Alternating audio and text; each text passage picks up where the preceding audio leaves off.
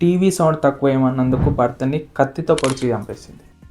ఈ ఫోటోలో ఉన్న అతని పేరు షేక్ అహ్మద్, వయసు 26 సంవత్సరాలు.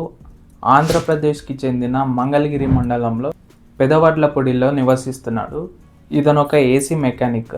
1.5 year బ్యాక్ ఇతనైతే క్రాంతిని మీట్ అయ్యాడు.